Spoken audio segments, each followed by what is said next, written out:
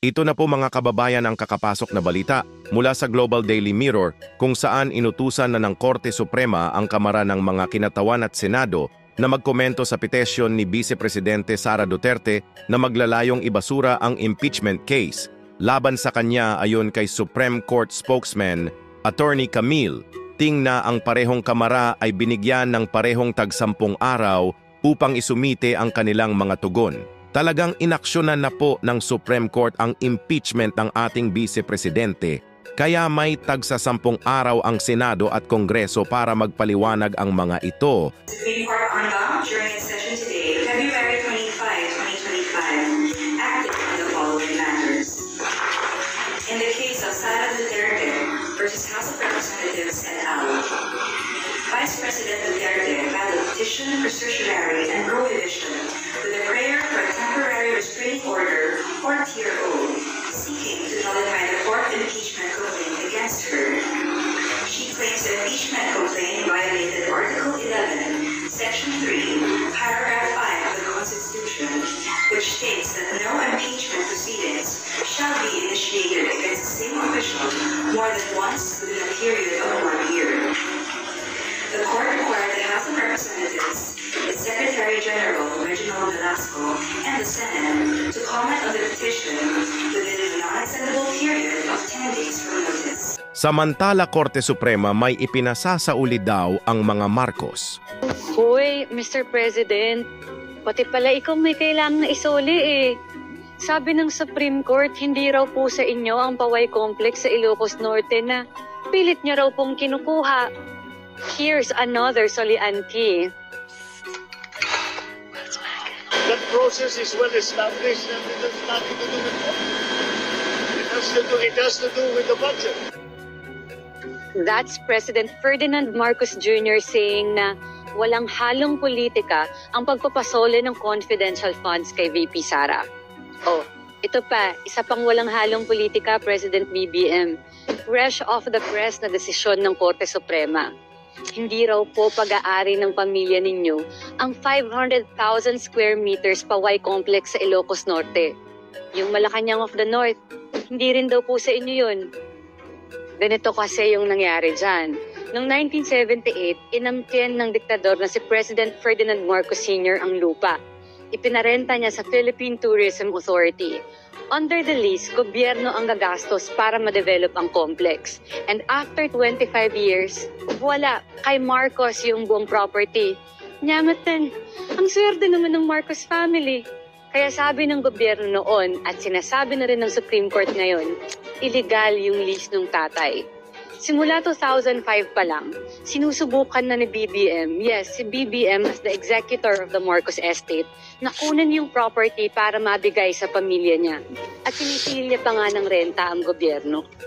Dito tayo magkakatalo kasi wais ang mga Marcos. Kumuha sila ng free patent. Si Senator Amy Marcos at ang mga anak niya ang toka dito. Kapag yung lupa kasi ay technically in the public domain at ikaw yung gumastos para mag-maintain nito, pwede mo silang ikuha ng free patent. Basta hindi sila sakop ng protected area. At yun yung ginawa ng kapatid at mga pamangkin ni BBM. Kinuha nila ng free patent ang 58 out of the 150 parcels of land sa complex na yun. Ang nagbigay ng free patent, the local DENR office in Ilocos Norte, home turf ng mga Marcos. Sabi ng Supreme Court, pwede pa rin bawiin yung mga lupa. Yung pinapatent kasi matagal nang deklaradong parte ng National Park. At paano mga Marcos yung gumastos doon? At PTA and later TIEZA yung gumastos sa complex na yun. Government agencies yun ha. Yung mga travel tax na binabayaran nyo tuwing nag-a-abroad kayo. Yun yung pinanggastos sa complex na to. Kaya sabi ng Supreme Court, pwedeng bawiin ng Office of the Solicitor General yung mga free patent. Pero, kailangan muna nila ng approval from, guess who? The President, si BBM din. Sinong Solgen mo? Sorry? Solicitor General. Sa? Solgen. OSG. Which one? Solicitor General, sir. Social welfare, huh? Ah, Solgen. Oh, Okay. Okay. This is ill-gotten wealth.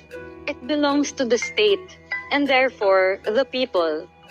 Mr. President, baka naman, isoli nyo na raw po. Hoy, Mr. President.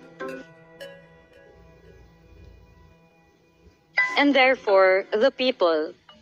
Mr. President, baka naman, isoli nyo na raw po.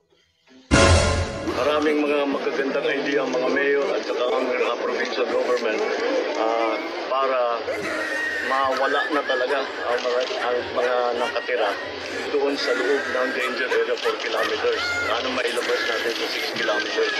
Also the proposals na meron magkakaroon ng permanent evacuation center sa labas ng danger area so that in case mag-alert level 4, meron tatakbuhan lahat ng tao. Hanggang yung usapan namin umabot hanggang sa relocation para kahit na anong gawin ng Canlaon, meron pupuntahan ng tao. And they can continue to make a living, hanap buhay pa rin sila, tuloy pa rin ang kanilang Essentially, because of all the plans that the local government officials have given us, because of all of that, we are going to consolidate it and we are forming a task force that will be led by OCD.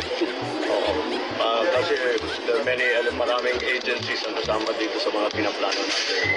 So that's what we have done. That's what we discussed and that's what yan ang ways forward. Nasa Tacloban po ako. Walang 3 araw, pagkadaan ng Yolanda, pumunta na kaagad ako sa Yolanda. Kung babala niyo po sa mga drug syndicate na hindi tumitigil sa kanila ngayon? Hindi ako nakikipag... Bahala kayo sa ginagawa niyo. Yung 20 pesos na bigas, per kilo na bigas, kailan po kaya yun i-expect natin na marirealize? May ano po ba tayo? I don't know. We'll see. Buti rin nakapag-harvest na tayo dito. Sa amin nakapag-harvest na kami. Kakatanim lang